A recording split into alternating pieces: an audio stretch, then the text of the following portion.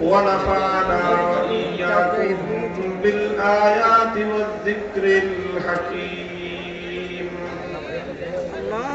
اللهم صل على محمد وعلى آل محمد كما صليت على إبراهيم وعلى آل إبراهيم إنك حميد مجيد. اللهم بارك على محمد وعلى آل محمد كما باركت على إبراهيم وعلى آل إبراهيم إنك حميد مجيد. ইসলামী ঐতিহ্যের ধারণ কেন্দ্র ঐতিহ্যবাহী নোয়াখালীর সর্বস্তরের উলামায়ে কেরামের উদ্যোগ ও বাংলাদেশের ইসলামী জনতার প্রাণের স্পন্দন হেফাজতে ইসলাম বাংলাদেশের নোয়াখালী জেলার আয়োজনে আয়োজিত আজকের এই আজিম শান ইসলামী মহাসম্মেলনে ইতিমধ্যে আলোচনা সমাপ্ত করেছেন, আলোচনা পেশ করেছেন বর্তমান বাংলার ইসলামী জনতার হৃদয় স্পন্দন কায়েদে মিল্লাত বাংলাদেশের কোটি কোটি তৌহিদি জনতার আধ্যাত্মিক রাহবার উপমহাদেশের অন্যতম শ্রেষ্ঠ হাদিস বিশারদ দারুল উলুম মুঈনুল ইসলাম হাটহাজারী মাদ্রাসার শাইখুল হাদিস আমিরে হেফাজত আল্লামা জুনায়েদ বাবু নগরী হাফিজাহুল্লাহ তাআলা ওয়া রাআহ। হযরতের বয়ানের পর আর কোনো আলোচনার প্রয়োজন এই মাহফিলে নেই, তবে হযরতের আলোচনার সূত্র ধরে সংক্ষেপে দুই চারটি কথা আমি আপনাদের সম্মুখে আরজ করব।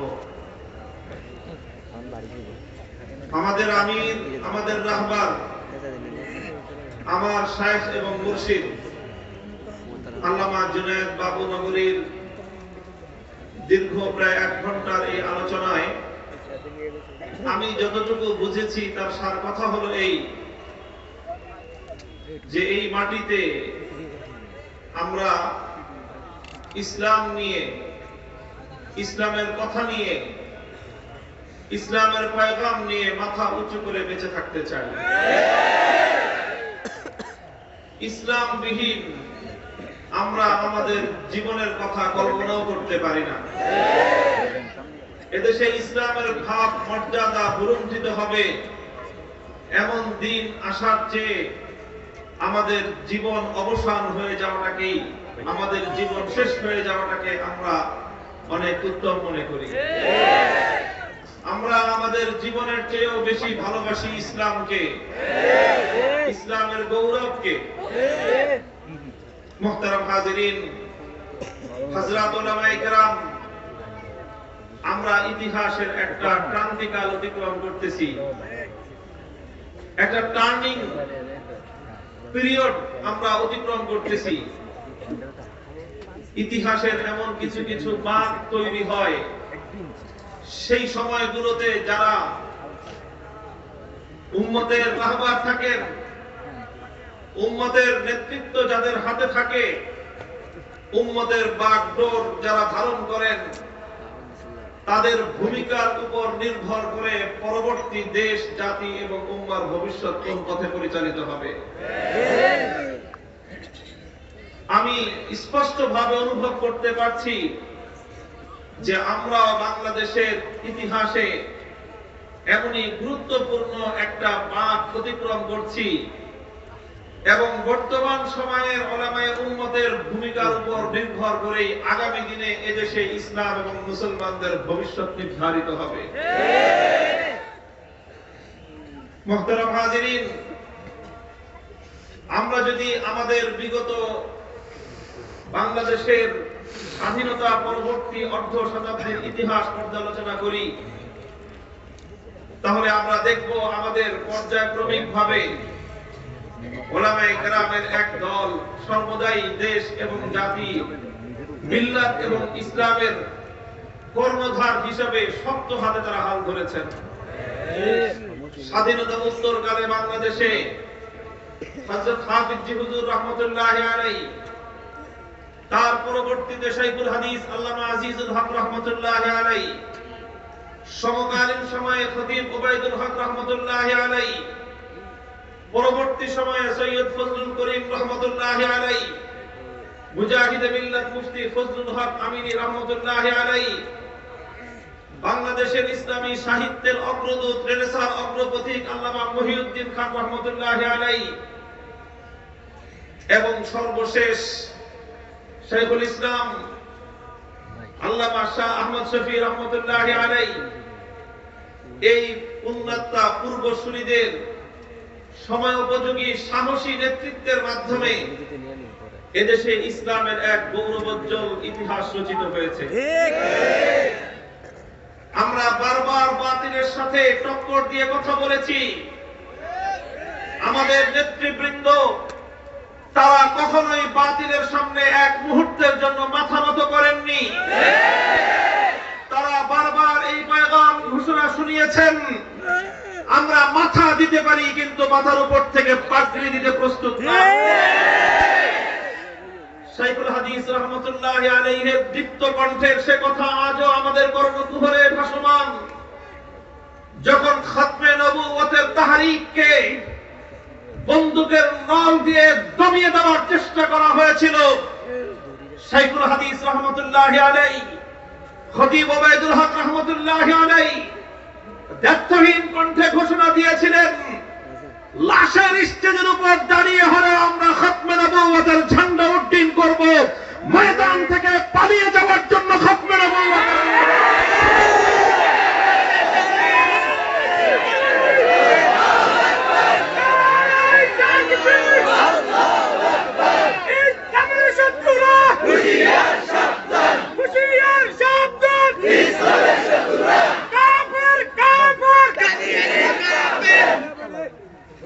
মুহতারাম হাজিরিন, এভাবে আমাদের একটা প্রজন্ম অতিক্রান্ত হয়ে গিয়েছেন। শাইখুল ইসলাম আল্লামা শাহ আহমদ শফি রাহমাতুল্লাহি আলাইহি বিগত প্রায় এক দশক ধরে বাংলাদেশের ইসলামী জনতা অগ্রপথিক ছিলেন। শুধু বাংলাদেশ নয়, বরং বিশ্বব্যাপী উম্মতে মুসলিমার এক অবিসংবাদিত রাহবারে তিনি পরিণত হয়েছিলেন। সারা পৃথিবীর আলেম সমাজ, সারা পৃথিবীর উলামায়ে কেরাম, দেশ জাতি নির্বিশেষে আরব, আজম, ইউরোপ, আফ্রিকা, এশিয়া, সারা বিশ্বব্যাপী মুসলমান এবং উলামায়ে কেরামগণ শাইখুল ইসলাম আল্লামা শাহ আহমদ শফি রাহমাতুল্লাহি আলাইহিকে তারা অনুসরণীয় প্রবীণ একজন ব্যক্তিত্ব হিসেবে সর্বোচ্চ শ্রদ্ধার আসনে সমাসীন করেছিলেন। আল্লামা আহমদ শফি রাহমাতুল্লাহি আলাইহির কারনামা কি ছিল, তার অবদান কি ছিল, তার কৃতিত্ব কি ছিল, এগুলো দীর্ঘ আলোচনা হয়েছে। আজকে সেই বিষয়ে খুব লম্বা কথা বলবো না, তবে 2013 সালের সে কথা আমাদেরকে বারবার উচ্চারণ করতে হয়, যখন আমার এই বাংলাদেশের স্বাধীনতা বিপন্ন ছিল, যখন বাংলাদেশের রাষ্ট্রের বিরুদ্ধে চ্যালেঞ্জ ছুড়ে দেওয়া হয়েছিল, যখন এদেশের মানুষের মুখে মুখে একটি প্রশ্ন ছিল যে এখন বাংলাদেশের সরকার কয়টা। কারণ দেশের মানুষ তখন দেখতো যে এদেশে সরকার চলতেছে দুইটা, একটা ছিল শেখ হাসিনার সরকার, আর একটা ছিল ইমরান এইসের সরকার। কি এক ভয়াবহ অবস্থা ছিল বাংলাদেশের জন্য। যারা বাংলাদেশের রাষ্ট্র, এই জাতি, এদেশের মানুষের স্বাধীনতার 100-200 বছরের ইতিহাস যারা পর্যালোচনা করে, তারা বলতে পারবে কতটা উদ্বেগ এবং উৎকণ্ঠার মধ্য দিয়ে সেই সময়টা অতিক্রান্ত হয়েছিল বাংলাদেশের। আমরা কি দেখেছিলাম? শাহবাগের মঞ্চে বসে এদেশের হাজার বছরের ইসলামী শালীনতা, ভদ্রতা, সভ্যতা, শ্লীলতার ঐতিহ্যকে ভুলুণ্ঠিত করে গোটা বাংলাদেশময় এক অসভ্যতা, বেহায়াপনার, অশ্লীলতার ছড়াছড়ি শুরু হয়েছিল। আর সেই অসভ্যতার মঞ্চ থেকে রাত 1টা নাই, 2টো নাই, 3টে নেই, নারী আর পুরুষের অশ্লীল অঙ্গভঙ্গিতে গোটা বাংলাদেশের সভ্য মানুষের মাথা হেট হয়ে আসছিল। সেই মঞ্চ থেকে অপবিত্র ভাবে বাংলাদেশের 30 লক্ষ শহীদের রক্তের বিনিময়ে অর্জিত লাল সবুজের পতাকাকে ঘোষণা করত আগামীকাল পতাকা অর্ধনমিত থাকবে। শাহবাগের ওই অপবিত্র সরকারের ঘোষণায় আমার বাংলার স্বাধীন পতাকা অর্ধনমিত হয়ে যেত। এখান থেকে ঘোষণা করত, তার ঘোষণা বাস্তবায়নের জন্য আমাদের বাংলাদেশের জনগণের মাথার ঘাম পায়ে ফেলানো ট্যাক্সের পয়সা দিয়ে পালিত সরকারি আমলা, সরকারি সচিবরা সেই ইমরান সরকারের ঘোষণায় সচিবালয় ছেড়ে রাস্তার উপরে এসে লাইন ধরে দাঁড়িয়ে থাকতো। ঘোষণা দিত শাহবাগ থেকে জাতীয় সংসদের সদস্যরা, জনপ্রতিনিধিরা তার নির্দেশ পালন করার জন্য রাস্তায় লাইন ধরে মানববন্ধন করত। গোটা দেশের স্বাধীনতা বিপন্ন অবস্থায় ছিল। ইসলামকে দেশ থেকে নির্বাসিত করবার পায়তারা চলছিল। হাজার বছরের সভ্যতা, শালীনতা, ঐতিহ্যকে ভুলণ্ঠিত করবার পায়তারা চলছিল। সবাই চেয়ে চেয়ে তামাশা দেখছিল। ভিন দেশ থেকে কেউ কেউ উড়ে এসে পার্শ্ববর্তী হোটেলে বসে সেই সরকারের রাতের আর দিনের বেলার আরাম আয়েশের ব্যবস্থা আর শত শত ড্যাগ ভর্তি বিরিয়ানি আর পোলাও কোরমা রান্না করার আয়োজন করা হচ্ছিল। ওই একটা অবস্থা দেখেছে দেশের মানুষ। গোটা দেশ জুড়ে যখন ছিল হাহাকার, এই আত্মনাদের সাড়া দিয়ে গোটা জাতিকে জাগিয়ে তুলবার মতো সাহসী বীর পুরুষ দ্বিতীয় কাউকে খুঁজে পাওয়া যায়নি।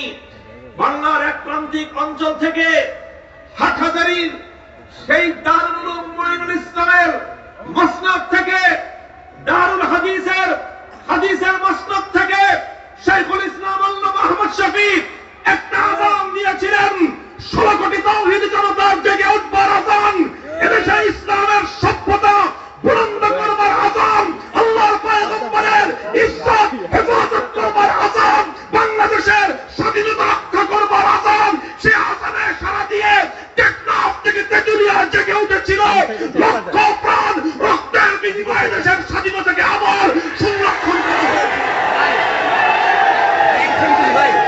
ভাই একটা ছবি তুলি। ভাই একটা ছবি তুলো ভাই।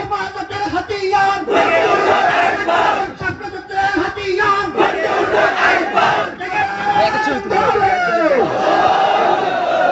मुहतरम हाज़िरीन, ये अहले जुनूब बतलाएंगे क्या हमने दिया है थैंक यू।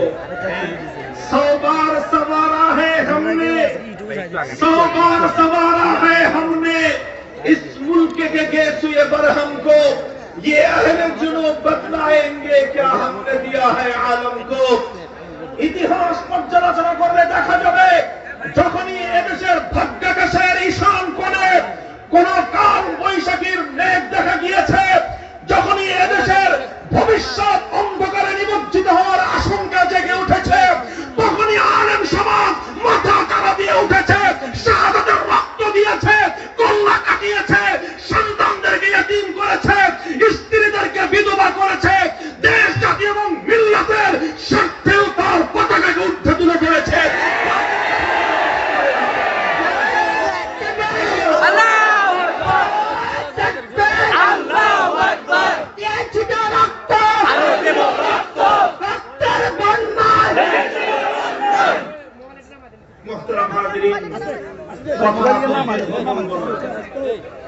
কথা খুব লম্বা বলবো না, আমি যে কথাটা বলছিলাম ইতিহাসের একটা টার্নিং পয়েন্টে আমরা এখন অবস্থান করছি। শাইখুল ইসলাম আল্লামা আহমদ শফী রাহমাতুল্লাহ আলাইহির ইন্তেকালের মধ্য দিয়ে যুগের সমাপ্তি ঘটেছে। ইনারা সব একটা ব্যাচ ছিলেন,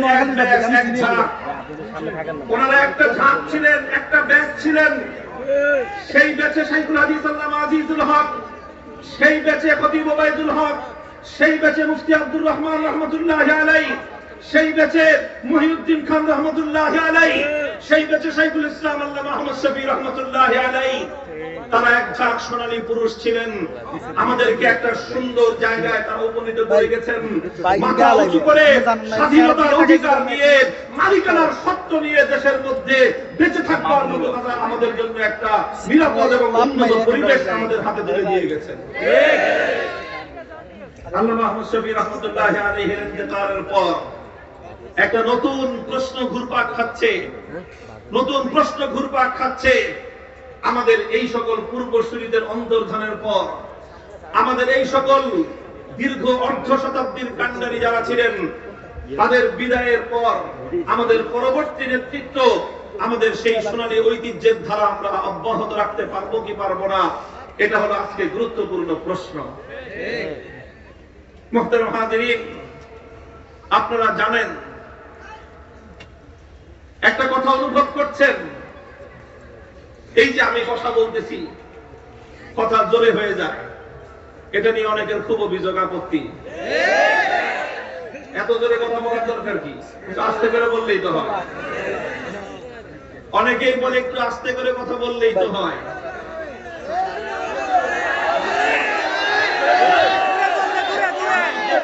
বলতে চাই সেটা বুঝেন।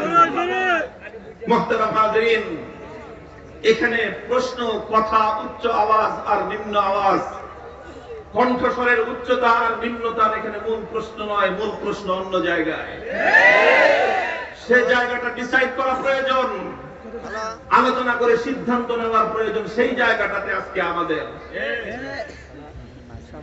আমাকে আমার এক বন্ধু, ঘনিষ্ঠ মানুষ, একজনের গল্প শুনেছেন যে এই যে গত মাস দেড় মাস ধরে তো বাংলাদেশে একটা আলোচিত নাম মামুনুল হক। এই সময় এই সুযোগে অনেকেই আমাকে নিয়ে অ্যানালাইসিস করেছে। একজন তার কাছে এসে মন্তব্য করতেছে যে আমার কিছু বক্তব্য শুনেছে ইউটিউবে, আমাকে কোনোদিন সাক্ষাতে দেখে নাই। তো মন্তব্য করেছে মামুনুল হক সাহেব এমন ভাবে কথা বলে মনে হয় বাংলাদেশটা ওনার বাপ দাদা। এর মন্তব্য করেছে,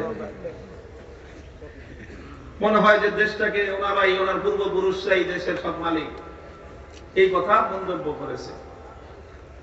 তো আমাদের ওই ঘনিষ্ঠ লোক আলেম, মসজিদের ইমাম, তিনি তাকে বললেন যে আপনি মামুনুল হক সাহেবের কোন দীর্ঘ আলোচনা শুনেছেন? না, শুনি নাই, 2-4 মিনিট শুনি।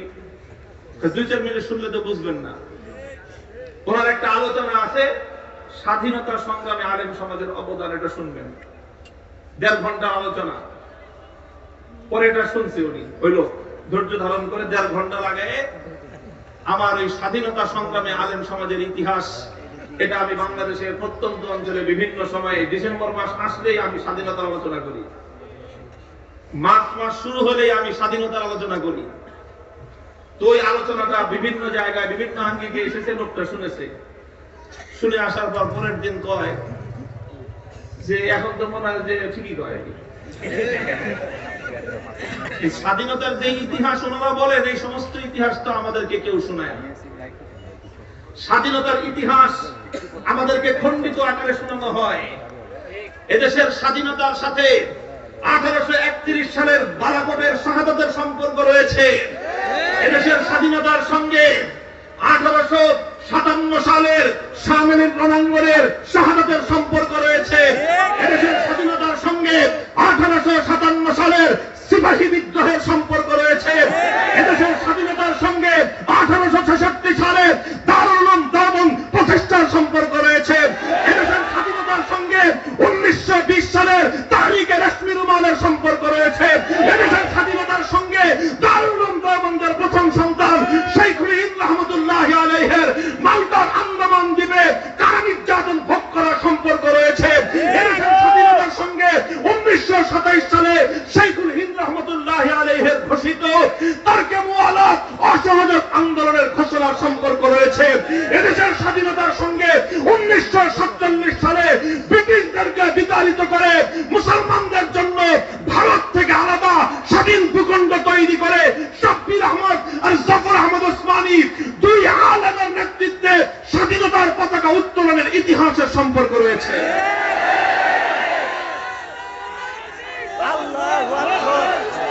এই ইতিহাসগুলো যখন আমরা বিস্তারিতভাবে বলি। অতঃপর পাকিস্তানের 24 বছরের ইতিহাস যখন আলোচনা করা হয়, আজকে আমি স্বাধীনতার ইতিহাস বলছি না, আজকে বলছি একটা প্রশ্নের জবাব দেওয়ার জন্য, সেটা হলো আমরা জোরে কথা বলবার অধিকার কেন সংরক্ষণ করি? আমাদের উচ্চ কণ্ঠের আওয়াজ অনেকের কাছে পছন্দ হয় না। অনেকে চায় আমরা সারা জীবন শুধুমাত্র নতস্বরেই যেন কথা বলি। আমাদের কাছ থেকে উচ্চ কণ্ঠের ধ্বনি শুনতে অনেকেই প্রস্তুত নয়। কারণটা কি? সমস্যাটা কোথায়? সমস্যাটা হলো এই জায়গায়। পশ্চিম পাকিস্তানের 24 বছরের ইতিহাসে অনেক বড় বড় সংগ্রাম হয়েছে। যেই সকল সংগ্রামগুলোর উপর ভিত্তি করে 71-এ বাংলাদেশের স্বাধীনতা অর্জিত হয়েছিল, সেই সংগ্রামগুলোর অন্যতম একটা অধ্যায় ছিল 52-র ভাষা আন্দোলন। 1952-র ভাষা আন্দোলন কারা করেছিল? 1952-র ভাষা আন্দোলনের নেতৃত্ব কারা দিয়েছিল? বামপন্থীরা। 1952-র ভাষা আন্দোলনের নেতৃত্ব কারা দিয়েছিল? নাস্তিক মুক্তাদেরা। 1952-র ভাষা আন্দোলনের নেতৃত্ব প্রদানকারী সংগঠনের নাম ছিল তমদ্দুন মজলিস। তমদ্দুন মজলিস ইসলামী তাহজিব এবং তামাদ্দুনের ঝান্ডাবাহী একটা কাফেলা। 52-র ভাষা আন্দোলনে রক্ত দিয়েছিল কারা? আব্দুল সালাম, আবুল বরকত, রফিকুল ইসলাম, আব্দুল জব্বার, মুসলমান মায়ের মুসলমান সন্তানেরা। 1952 পরে আসলো 1954 সাল। 54 সালে যুক্ত ফ্রন্ট গঠিত হয়েছিল বাংলাদেশের।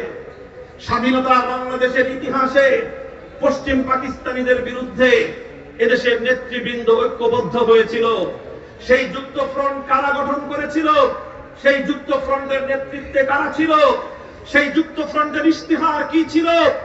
যুক্ত ফ্রন্টের সেই ঘোষণার প্রেক্ষিতে 1969-এর গণ অভ্যুত্থান, 70-এর জাতীয় নির্বাচন, 71-এর স্বাধীনতা অর্জিত হয়েছিল। সেই 54 যুক্ত ফ্রন্ট কারা গঠন করেছিল? 54 যুক্ত ফ্রন্টকে বাদ দিলে বাংলাদেশের স্বাধীনতার সংগ্রামের ইতিহাস অপূর্ণাঙ্গ থেকে যাবে। সেই 54 যুক্ত ফ্রন্টে 4জন শীর্ষ নেতা ছিলেন। 4জন শীর্ষ নেতা, দুইজন জেন্টলম্যান, 2জন মৌলভী সাহেব, মাওলানা আব্দুল হামিদ খান ভাসানী, হযরত মাওলানা আতহার আলী রহমাতুল্লাহি আলাইহি। শেরে বাংলা একে ফজলুল হক হোসেন শহীদ সোহরাওয়ার্দী। দুই আপনার প্যান্টওয়ালা, 2 পাগড়িওয়ালার সঙ্গে যখন হাতে হাত মিলিয়েছিল, এদেশের মানুষ বাংলাদেশের স্বাধীনতার পক্ষে কোনো মতামত দিয়েছিল। দুঃখ লাগে আজকে আমার বাংলাদেশের পাঠ্যপুস্তকের কথা বলে গেলেন আমাদের আমির হেফাজত, যে এদেশের মানুষের ট্যাক্সের পয়সা দিয়ে যে পাঠ্যপুস্তক ছাপানো হয়, আমাদের সন্তানরা, মুসলমানের সন্তানেরা রাষ্ট্রীয় খরচে যে পাঠ্যপুস্তকগুলো তারা অধ্যয়ন করে, আমাদের মাথার ঘাম পায়ে ফেলানো ট্যাক্সের পয়সা দিয়ে যে শিক্ষা ব্যবস্থা চলে, সেই শিক্ষা ব্যবস্থার মাধ্যমে আমাদের পয়সা দিয়ে বই পুস্তক ছাপানো হয়। সেই পুস্তকের মধ্যে ডারউইনের বিবর্তনবাদের মতো আজকের অচল, পৃথিবীতে বৈজ্ঞানিকভাবে প্রত্যাখ্যাত একটা মতবাদ, অচল মতবাদ, যেটা সারা দুনিয়ার বিজ্ঞানীরা ইতিমধ্যে রিজেক্ট করে দিয়েছে, সেই রিজেক্টেড বস্তা পচা ইতিহাস আমার সোনার সন্তানদেরকে পড়ানো হচ্ছে। কে বলবে এই কথা? প্রশ্ন তুললেই আমাদের ত্রুটি চেপে ধরার চেষ্টা করা হয়। আমাদেরকে বলা হয় হুজুর ওয়াজ করেন, কবরের ওয়াজ করেন, হাসরের ওয়াজ করেন, নামাজের ওয়াজ করেন, আর বাপমার খেদমতের ওয়াজ করেন।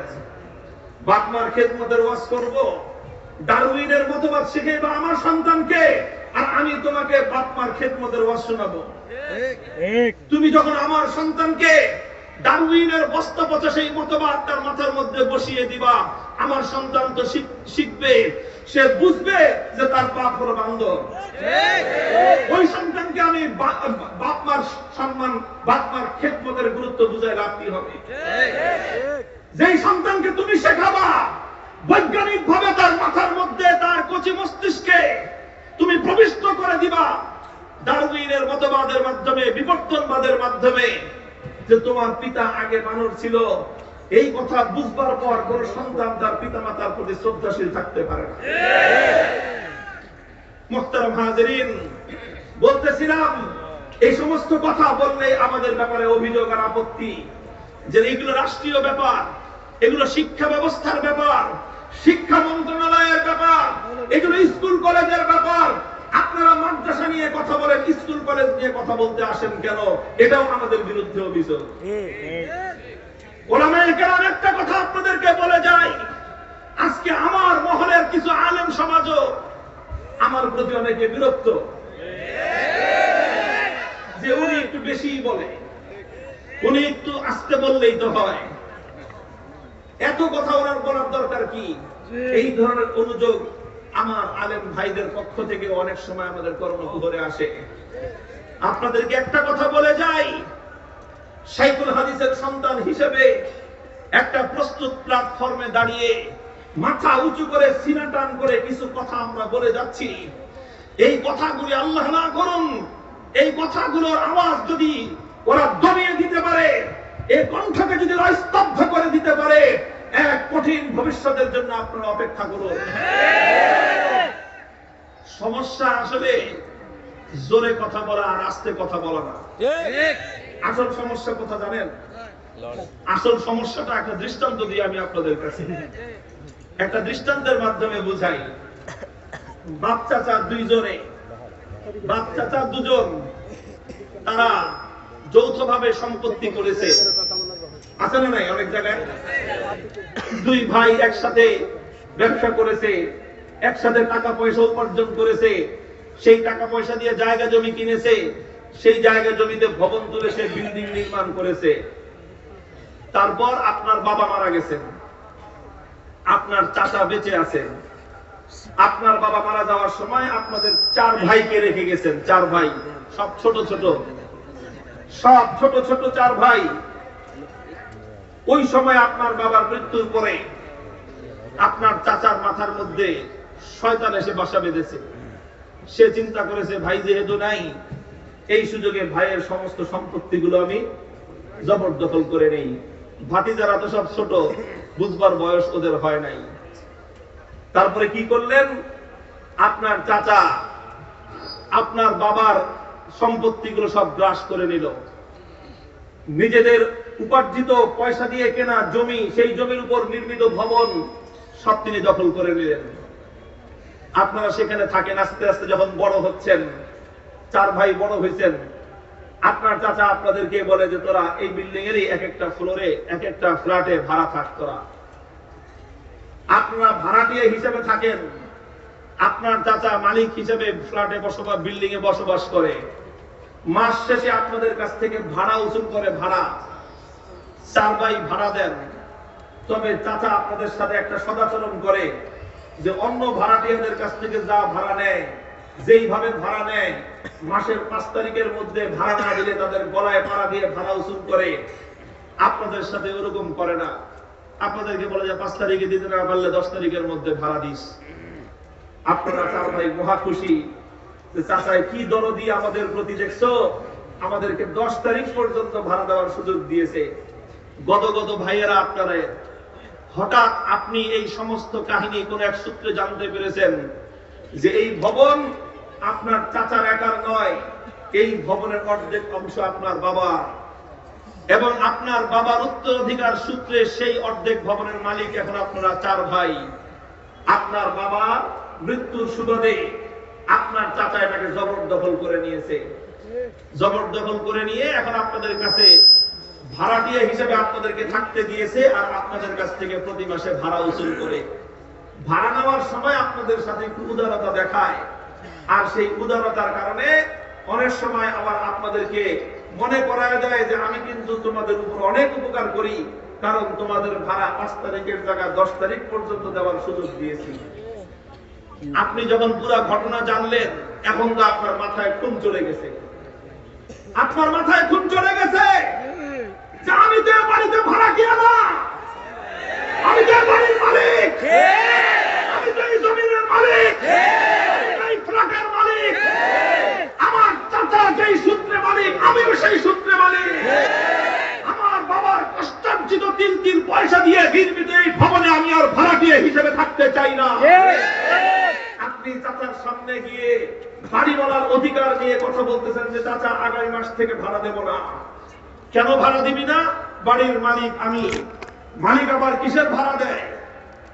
আপনি যখন এভাবে চাচা আপনার সম্পদ গ্রাস করে নিয়েছিল, তার বিরুদ্ধে, তার অত্যাচার অন্যায়ের বিরুদ্ধে বছরের পর বছর আপনার বাবার কষ্টার্জিত সম্পদ ভক্ষণ করবার এই অত্যাচারের বিরুদ্ধে যখন আপনি রুখে দাঁড়ালেন, আর ভাড়া দিব না, আপনার বাকি 3 ভাই আপনার বিরুদ্ধে খেপে গেল।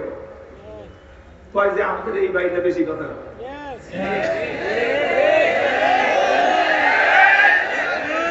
চাচাই তো ভালো, আমাদেরকে 5 তারিখের জায়গায় 10 তারিখ পর্যন্ত ভাড়া দেওয়ার সুযোগ দেয়।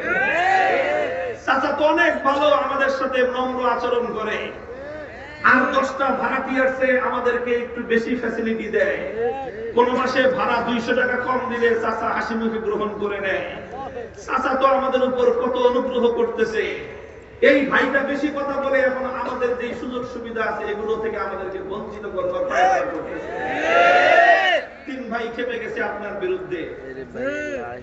করবেনটা কি? চোখ দিয়ে অস্ত্র জ্বলবে না, কলিজা থেকে রক্ত ঝরে, কলিজা থেকে রক্ত ঝরে।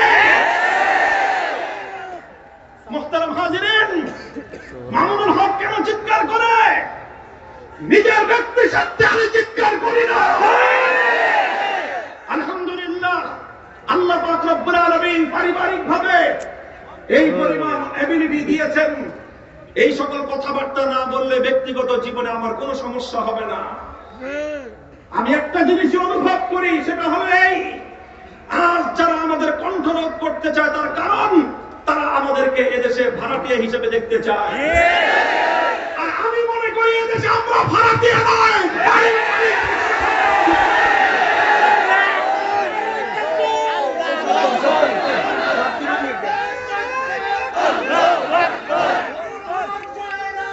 রাজপথ ছাড়ি নাই, মামুনুল হক কই নাই, রাজপথ ছাড়ি নাই। মুহতারাম হাজিরিন, কথাটা হলো এই জায়গায়, কথাটা হলো এই জায়গায়। ওরা আমাদের কাছ থেকে কথা শুনতে চায়। কিসের কথা? যে হুজুর সুরেলা কণ্ঠে ওয়াজ করেন, কোনো আপত্তি নাই। হুজুর সুর দিয়ে মিলাদ করেন, কোনো আপত্তি নাই।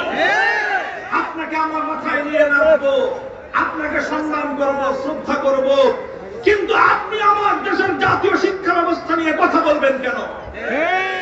আলেমদের কণ্ঠে ওরা বিবাহের খুতবা শুনতে প্রস্তুত, শিক্ষা ব্যবস্থা নিয়ে উচ্চ কণ্ঠের কথা শুনতে প্রস্তুত না। দুঃখ লাগে, কি বলবো কথা। প্রথম তো মনে হয় আমরা নিজেদের ব্যাপারে কিছুক্ষণ কথা বলি। আলেম আমাদের মধ্যে কিছু ভাইরা এখন ওনারা মাসলা নিয়ে আলোচনা করতেছেন, যে এই যে ক্যামেরা দিয়ে ভিডিও করা হয়, এই যে ক্যামেরা দিয়ে মোবাইল দিয়ে ছবি তোলা হয়, এগুলো এগুলো এগুলো যদি হয় তাহলে ভাস্কর্যের সমস্যা কি? দুঃখ লাগে কথাটা এই জায়গাতে। মোবাইলের ছবি, ক্যামেরার ছবি, কম্পিউটারের ছবি, ডিজিটাল ছবি, ভিডিও, এগুলোর ব্যাপারে সারা পৃথিবীর ওলামায়ে কেরামের মতভেদ আছে, মত পার্থক্য আছে। দারুল উলুম দেওবন্দের ফতোয়া হলো না জায়েজ হওয়ার প্রয়োজন ছাড়া। দারুল উলুম দেওবন্দের ফতোয়া হলো প্রয়োজন ছাড়া এটা না জায়েজ। প্রয়োজন থাকলে দ্বীনের দাওয়াতের স্বার্থে এই ধরনের বক্তব্য ভিডিও আকারে প্রচার করার সীমিত পর্যায়ের অনুমতি তারা দেন। যখন আমাদের আকাবিরিনদের প্রতিষ্ঠান দারুল উলুম দেওবন্দ থেকে ডিজিটাল ছবিকে হারাম বলে ফতোয়া দেওয়া হয়, আমাদের আকাবিরিনদের আরেক ইদারা দারুল উলুম করাচি থেকে ডিজিটাল প্রিন্টের এই ফতোয়াগুলোকে এগুলো নিষিদ্ধ ছবি নয় মর্মেও ফতোয়া দেওয়া হয়। এটা একটা মতপার্থক্যের বিষয়, এটা একটা ইখতিলাফি মাসআলা। বর্তমান সময়টা ইখতিলাফি মাসআলা, জনসাধারণের সামনে আলোচনার বিষয় নয়। এই আলোচনার মাধ্যমে সর্বসম্মত 1400 বছরের 4 মাযহাবের এবং 4 মাযহাবের বাইরে লা মাযহাবীদের সকল মতের, সকল পথের, সকল আলেমদের 1400 বছরের ঐক্যমতের ফতোয়া হলো ইট, মাটি, পাথর দিয়ে তৈরিকৃত কোন প্রাণীর অবয়ব, ভাস্কর্য হোক, মূর্তি হোক, এটা স্পষ্ট হারাম। যেটা মতপার্থক্যের বিষয়, যেটা মুখতালাফ ফি মাসআলা, সেই মতপার্থক্যের বিষয়কে নিয়ে এসে আপনারা কেন সর্বসম্মত হারাম বিষয়টাকে হালকা করে দেখবার মতো রাস্তা তৈরি করে দিচ্ছেন? এটা আত্মঘাতী।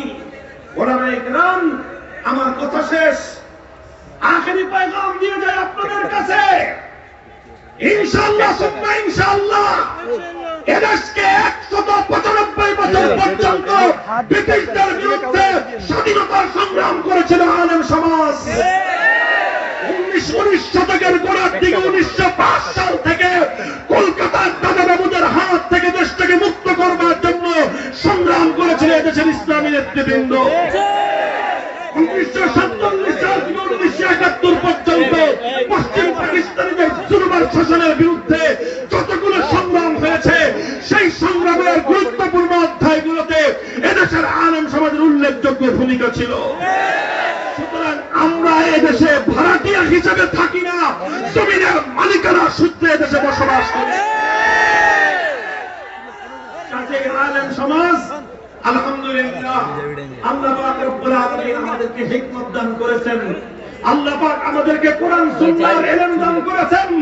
আমাদের হাজার বছরের ইতিহাস এবং ঐতিহ্য আল্লাহ পাক আমাদেরকে ধারণ করার তৌফিক দিয়েছেন। সেই ইতিহাস আর ঐতিহ্যের অধিকার নিয়ে আমরা ইনশাআল্লাহ দেশে বিচরণ করব। সর্ব অবস্থায় আমরা মধ্যপন্থা অবলম্বন করব। আমরা কখনো হটকারিতার পথে যাই না, কিন্তু আমরা কোন জাদুকার শ্রেণী হতেও প্রস্তুত না। হে আলেম সমাজ, আলেমদের মান সম্মান ঐতিহ্যকে ভুলণ্ঠিত করে দেয় যখন আলেম সমাজ জাদুকারিতার পথে পরিচালিত হয়। আল্লাহর পয়গম্বর স্পষ্ট হাদিসে পাকের মধ্যে ইরশাদ করেছেন, উলামায়ে কেরাম যখন আমিরদের কাছে যায় তখনই আলেমদের সম্মান ভাব মর্যাদা ভুলণ্ঠিত হয়ে যায়। কাজেই চাটুকারিতার মাধ্যমে আলেমদের কোনোভাবেই সম্মান অর্জিত হবে না, বরং ইসলাম এবং আলেমদের গৌরব ধুলোয় মিশে যাবে। আগামী দিনে ইনশাআল্লাহ ইসলামপন্থীরা উলামায়ে কেরাম ঐক্যবদ্ধ আছেন। আল্লামা জুনায়েদ বাবনগরী, আল্লামা আহমদ শফির সঠিক উত্তরাধিকারী হিসেবে নেতৃত্বের ঝান্ডা তুলে নিয়েছেন। গোটা বাংলাদেশ হেফাজতে ইসলাম শান্তিপূর্ণভাবে ইসলামের ঝান্ডা সমুন্নত রাখবার জন্য প্রস্তুত রয়েছে ইনশাআল্লাহ। আল্লামা জুনায়েদ বাবনগরী